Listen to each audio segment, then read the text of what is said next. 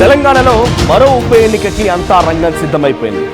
ఉప ఎన్నిక తప్పదా అంటే 100% ఉప ఎన్నిక రాబోతుందన్నటువంటి ఆలోచనలో అధికార కాంగ్రెస్ పార్టీ, ప్రతిపక్ష బీఆర్ఎస్ రెండు సిద్ధమైపోయి ఉన్నాయట. ఇప్పటికే ఆ ఉప ఎన్నికకు సంబంధించి ఏంటనేది మీకు అర్థమై ఉంటుంది. దానం నాగేందర్ ఖైరతాబాద్ నియోజకవర్గ బీఆర్ఎస్ పార్టీ తరఫున పోటీ చేసి గెలుపొందిన వ్యక్తి. ఆయన మళ్ళీ సికింద్రాబాద్ పార్లమెంట్ ఎన్నికల్లో కూడా కాంగ్రెస్ పార్టీ తరఫున పోటీ చేశారు.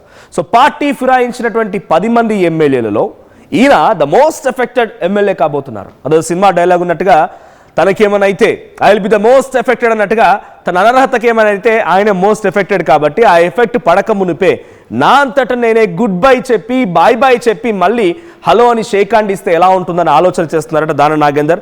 ఒకవేళ కనుక ఇప్పుడు స్పీకర్ నిర్ణయం తీసుకోవాలి 4 వారాల లోపుగా, లేదనంటే స్పీకర్ కూడా డైరెక్ట్గా తన న్యూ ఇయర్ వేడుకల్ని జైల్లోనే జరుపుకోవాలని చెప్పి సుప్రీంకోర్టు మాట్లాడిన నేపథ్యంలో ఏదో ఒక నిర్ణయం తీసుకోవాల్సిందే. ఇక 10 మంది ఎమ్మెల్యేలు పార్టీ మారారు. దానం నాగేందర్, కడియం శ్రీహరి, తెల్లం వెంకట్రావు, గూడెం మహిపాల్ రెడ్డి, బండ్ల కృష్ణమోహన్ రెడ్డి, కాళ యాదయ్య, సంజయ్, తర్వాత పోచారం శ్రీనివాసరెడ్డి, ఇంకా ఇలా 10 మంది ఎమ్మెల్యేలు పార్టీ ఫిరాయించిన వారిలో ఎక్కువగా ఎఫెక్ట్ పడేది ఎవరంటే దానం నాగేందర్.